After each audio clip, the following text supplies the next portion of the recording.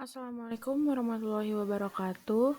Saya Diska Damayanti dengan NIM B1B1211037.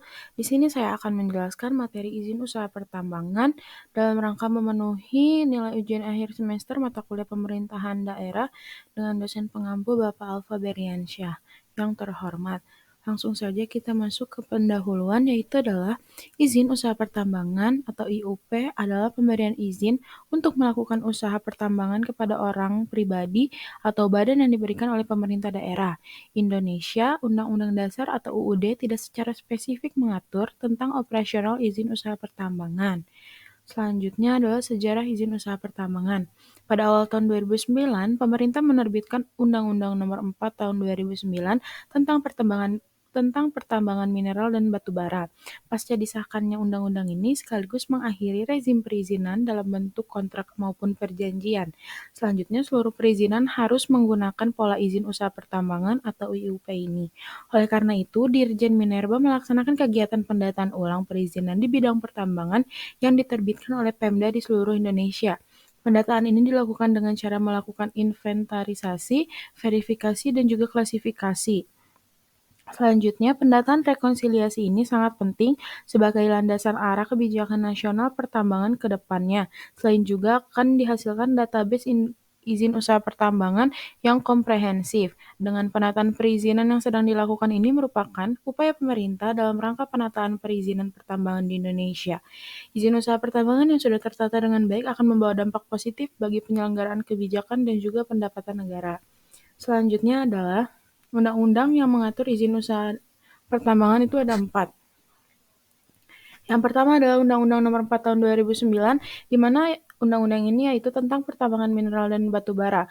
Undang-undang ini merupakan payung hukum utama yang mengatur tentang kegiatan pertambangan mineral dan batu bara di Indonesia. Undang-undang ini mencakup persyaratan perizinan, kewajiban pemegang izin, tata cara pemberian izin, pengelolaan pemegang izin, dan pengelolaan lingkungan, dan aspek lain yang terkait dengan operasional pertambangan. Yang kedua adalah Peraturan Pemerintah Nomor 23 Tahun 2010, yaitu tentang pelaksanaan kegiatan usaha pertambangan mineral dan batu bara. Peraturan pemerintah ini mengatur lebih lanjut tentang pelaksanaan kegiatan usaha pertambangan mineral dan batu bara, di mana termasuk persyaratan dan tata cara perizinan, perencanaan operasi, pengawasan, pemantauan lingkungan, dan tata cara reklamasi dan pasca tambang. Yang ketiga adalah Peraturan Menteri Energi Sumber Daya Mineral Nomor 7 Tahun 2020, di mana pada peraturan ini itu adalah tentang tata cara perizinan dan pengawasan dalam kegiatan usaha pertambangan mineral dan batu bara. Peraturan ini juga menjelaskan tata cara perizinan, perpanjangan izin, perubahan izin, tata cara pengawasan, dan sanksi administratif dalam kegiatan usaha pertambangan mineral dan juga batu bara. Yang keempat adalah Peraturan Menteri SDM Nomor 11 Tahun 2020, di mana pada peraturan ini adalah tentang tata cara pemberian izin usaha pertambangan yang mengatur tata cara pemberian izin usaha pertambangan, termasuk persyaratan, prosedur, dan juga tahapan pengajuan izin. Selain peraturan di atas, terdapat juga peraturan lainnya yang terkait dengan aspek-aspek spesifik dalam dua operasional izin usaha pertambangan, seperti peraturan mengenai lingkungan, konservasi, ketenagakerjaan, dan sebagainya. Pemahaman yang komprehensif tentang peraturan tersebut sangat penting bagi para pemegang izin dan pihak-pihak yang terkait dalam melaksanakan operasional pertambangan dengan sesuai dengan peraturan yang berlaku.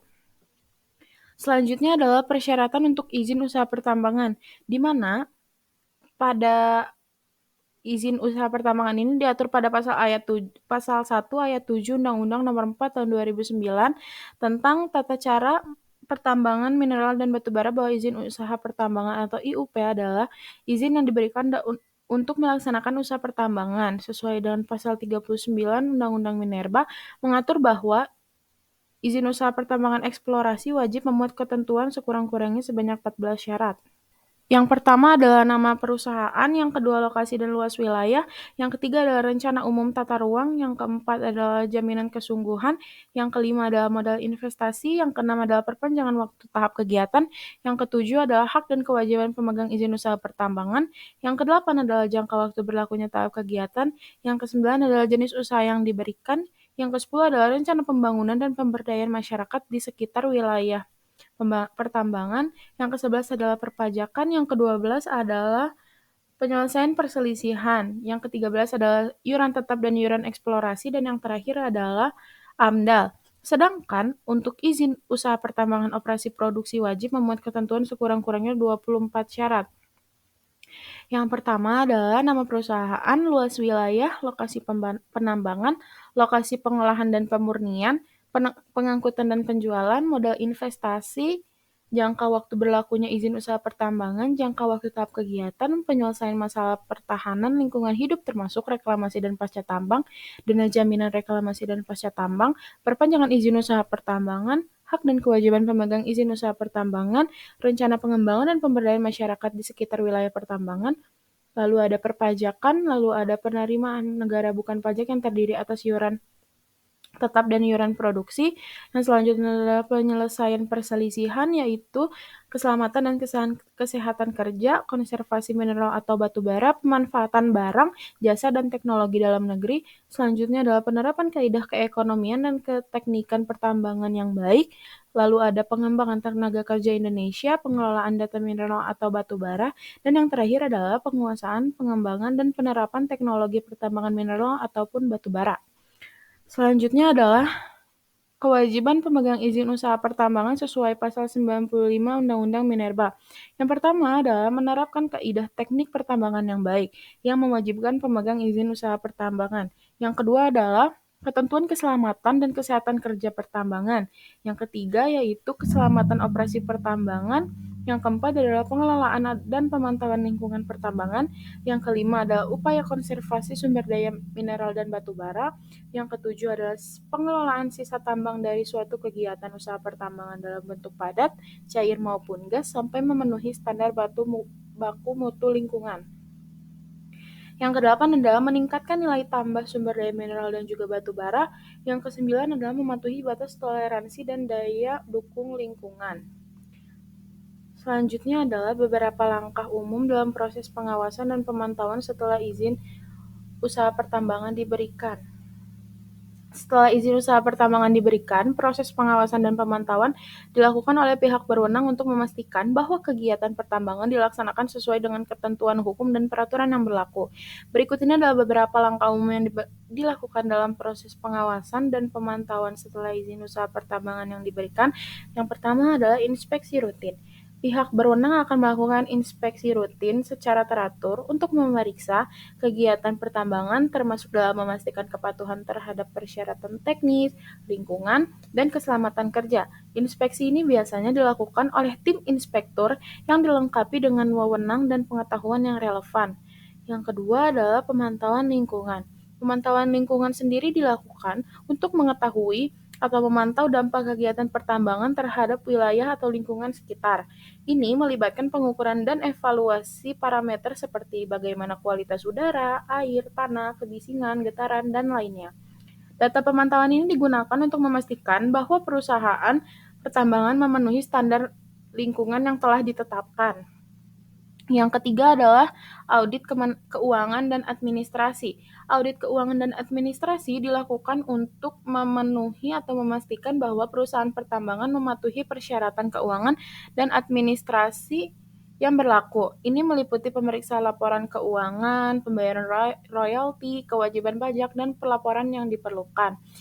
Selanjutnya adalah yang keempat, yaitu kepatuhan terhadap rencana operasi, di mana pihak berwenang akan memeriksa apakah perusahaan pertambangan menjalankan kegiatan sesuai dengan rencana operasi yang telah disetujui. Ini juga melibatkan pemantauan produksi, metode penambangan, penggunaan peralatan, dan pemenuhan komitmen lain yang tercantum dalam izin usaha pertambangan. Yang kelima adalah pelaporan. Pelaporan ini yaitu merupakan perusahaan pertambangan yang biasanya diwajibkan untuk mengirimkan laporan berkala kepada pihak berwenang yang berisi informasi tentang kegiatan operasional, kepatuhan, dan dampak lingkungan. Laporan ini sangat membantu dalam proses pemantauan dan pengawasan. Selanjutnya yang keenam adalah sanksi dan tindakan penegakan hukum. Jika ditemukan pelanggaran dan ketidakpatuhan terhadap izin pertambangan, pihak berwenang memiliki wewenang untuk memberlakukan sanksi atau tindakan penegakan hukum yang sesuai dengan hukum yang berlaku. Hal ini bertujuan untuk mendorong kepatuhan dan memastikan tanggung jawab perusahaan pertambangan.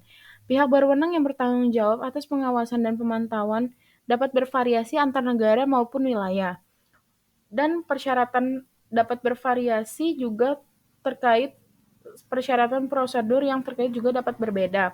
Oleh karena itu, perlu mengacu pada hukum dan peraturan yang berlaku di negara atau wilayah yang bersangkutan untuk mendapatkan informasi lebih lanjut mengenai proses pertambangan. Selanjutnya adalah konsekuensi melanggar pertambangan secara ilegal. Proses pengaturan harus mencakup norma-norma hukum yang mendukung komitmen pemenuhan keinginan, yaitu pengelolaan operasi penambangan yang berkelanjutan dan ramah lingkungan. Sesuai dengan pasal 33 ayat 3 Undang-Undang 1945 menyatakan bahwa bumi dan air serta kekayaan alam yang terkandung di dalamnya dikuasai oleh negara dan dipergunakan untuk sebesar-besarnya kemakmuran rakyat. Ketentuan ini mengandung arti bahwa penguasaan pemerintah atas sumber daya alam ditunjukkan untuk sebesar-besarnya kemakmuran rakyat Indonesia. Pengelolaan tambang tersebut diharapkan dapat meningkatkan kesejahteraan masyarakat, termasuk pertambangan yang dipimpin oleh manusia dalam bentuk pertambangan rakyat yang selama ini disebut-sebut dilakukan secara ilegal. Penambangan liar datang dengan kemungkinan tinggi dari berbagai masalah, seperti kejahatan, konflik penggunaan lahan, dan bahkan pencemaran dan perusakan lingkungan yang mengarah pada kehancuran masa depan lingkungan. Kondisi inilah yang menjadi dasar penalaran perlu adanya perangkat hukum yang dapat memperkuat jenis kegiatan ini, sehingga diharapkan dampak negatif yang akan terjadi dapat diminimalisir. Supremasi hukum merupakan faktor penting yang mendasari semua kegiatan pertambangan manusia. Biasanya, Undang-Undang Pertambangan Mineral dan Batu Bara Nomor 4 Tahun 2009 ini mengatur hal-hal yang berkaitan dengan pertambangan daerah. Berdasarkan Undang-Undang Minerba Nomor 4 Tahun 2009 terdapat pasal yang mengatur tentang pidana terhadap pelaku usaha penambangan yang tidak memiliki izin usaha pertambangan, yaitu adalah yang pertama, tindak pidana pertambangan liar yang terdapat pada Undang-Undang Nomor 4 Tahun 2009 pada pasal 158. Di mana pasal tersebut yaitu menyatakan bahwa kegiatan penambangan tanpa izin dapat dipidana dengan pidana penjara paling lama 5 tahun dan denda paling banyak sebanyak 100 miliar rupiah. Yang kedua adalah pelanggaran penggeledahan tanpa surat pemerintah, tanpa surat perintah, yaitu terdapat pada pasal 160 ayat 1 Undang-Undang Nomor 4 Tahun 2009 yang bunyinya adalah setiap orang yang melakukan eksplorasi tanpa memiliki izin usaha pertambangan atau IUPK sebagaimana dimaksud dalam pasal 37 atau pasal 74 ayat 1 dipidana dengan pidana kurungan paling lama selama 1 tahun atau denda paling banyak sebanyak 200 juta rupiah. Yang kedua adalah setiap orang yang mempunyai izin usaha pertambangan eksplorasi tetapi melakukan kegiatan operasi produksi dipidana dengan pidana penjara paling lama selama 5 tahun dan denda paling banyak adalah 10 miliar rupiah. Selanjutnya, pada dasarnya dalam ketentuan pasal tindak pidana pertambangan tanpa izin hanya dapat dikenakan dua jenis sanksi pidana kepada pelakunya, yaitu yang pertama kumulatif, dapat dipidana dengan 2 hukuman mati sekaligus yaitu penjara dan denda. Pilihan kedua adalah pilihan salah satu hukuman, yaitu hukuman antara fisik maupun atau penjara. Tindak pidana pertambangan tidak membedakan antara kejahatan dan pelanggaran dan hukuman yang dijatuhkan kepada pelakunya. Oleh karena itu, berdasarkan pasal 158 Undang-Undang Pertambangan Mineral dan Batu Bara, terdapat sanksi kumulatif dan alternatif nomor 4 tahun 2009 yang berisi sanksi kumulatif. Kini ada sanksi alternatif untuk pelanggaran yaitu pasal 160 ayat 1 Undang-Undang Minerba nomor 4 tahun 2009. Sebelum masuk pada kesimpulan, di sini saya akan menjelaskan bagaimana analisis statement Gubernur Jambi yaitu Al-Haris tentang bahwa tambang ini yang ngasih izin adalah negara. Izin tambang diatur oleh Menteri ESDM. Pembuatan izin usaha pertambangan dibuat langsung oleh pihak Kementerian ESDM dinaungi Dirjen Minerba. Berdasarkan pernyataan Al-Haris tersebut, pihak Dinas ESDM membenarkan bahwa adanya terkait izin usaha pertambangan Sesuai dengan Undang-Undang Peraturan Menteri Energi dan Sumber Daya Mineral Republik Indonesia Nomor 19 Tahun 2020 tentang perubahan atas Peraturan Menteri Energi dan Sumber Daya Mineral Nomor 25 Tahun 2015 tentang pendegradasian wewenang pemberian perizinan bidang pertambangan, mineral dan batu bara dalam rangka pelaksanaan pelayanan terpadu satu pintu kepada Kepala Badan Koordinasi Penanaman Modal. Peraturan Menteri ini sudah berlaku tanggal diundangkan dan mempunyai daya laku surut sejak tanggal 11 Desember 2020, di mana pada persyaratan lingkungan yang harus dipenuhi untuk mendapatkan izin usaha pertambangan dalam hal pembangunan adalah Pasal 33 Ayat 3 Undang-Undang Dasar Negara Republik Indonesia tahun 1945. Dan jika ada yang melanggar pertambangan secara ilegal akan mendapatkan sanksi berdasarkan Undang-Undang Minerba Nomor 4 Tahun 2009. Selanjutnya adalah kesimpulan. Izin usaha pertambangan atau IUP adalah pemberian izin untuk melakukan usaha pertambangan kepada orang pribadi atau badan yang diberikan oleh pemerintah daerah, di mana undang-undang yang mengatur izin usaha pertambangan adalah Undang-Undang Nomor 4 Tahun 2009, Peraturan Pemerintah Nomor 23 Tahun 2010, Peraturan Menteri ESDM Nomor 7 Tahun 2020, lalu Peraturan Menteri ESDM Nomor 11 Tahun 2020.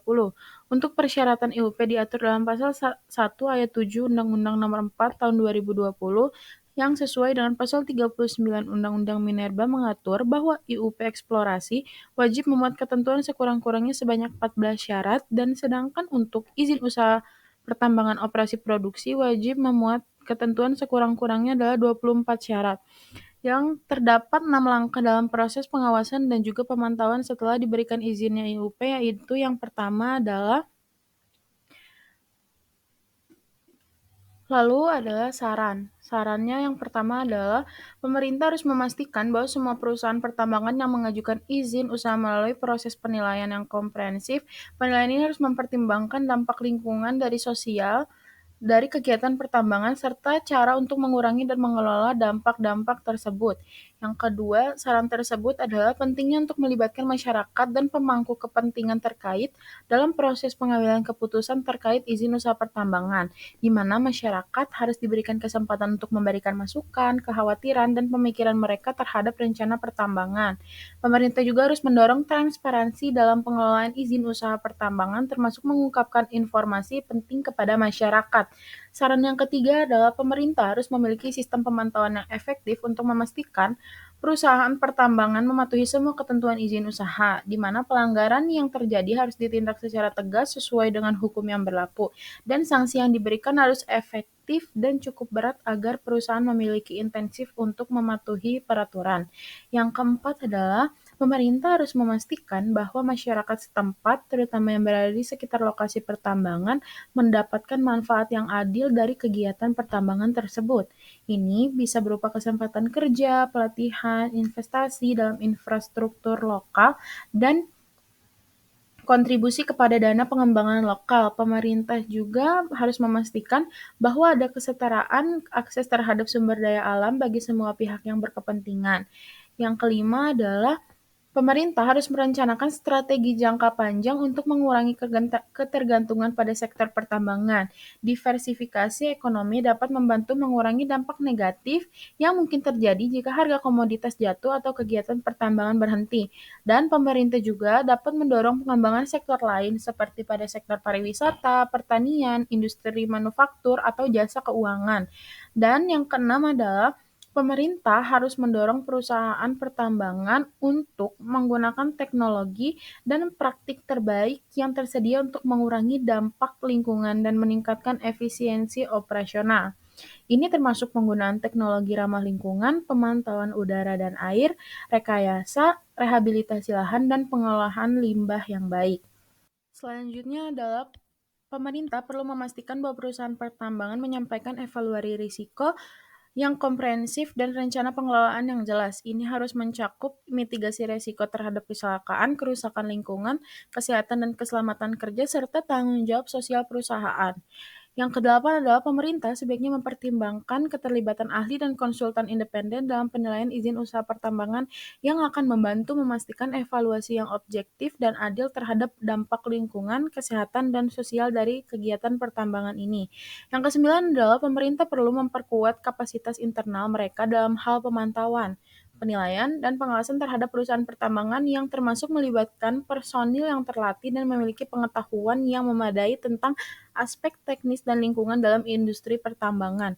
Yang ke-10 adalah pemerintah harus meminta perusahaan pertambangan untuk menyusun rencana pasca penutupan yang komprehensif, yang harus mencakup tindakan yang diperlukan untuk merestorasi dan merehabilitasi area pertambangan setelah operasi tersebut berakhir. Pemerintah juga harus memastikan bahwa perusahaan menyediakan jaminan finansial yang cukup untuk memenuhi kewajiban pasca penutupan kegiatan pertambangan tersebut. Yang ke-11 adalah pemerintah dapat mempertimbangkan melibatkan pihak ketiga independen untuk melakukan audit dan pemantauan terhadap kegiatan pertambangan yang membantu memastikan transparansi, akuntabilitas, dan kepatuhan terhadap aturan dan regulasi. Yang ke-12 adalah pemerintah sebaiknya mendorong inovasi dan penggunaan teknologi hijau dalam sektor pertambangan, termasuk pengembangan metode penambangan yang ramah lingkungan, penggunaan energi terbarukan, pengelolaan air yang efisien, dan peningkatan efisiensi dalam penggunaan sumber daya.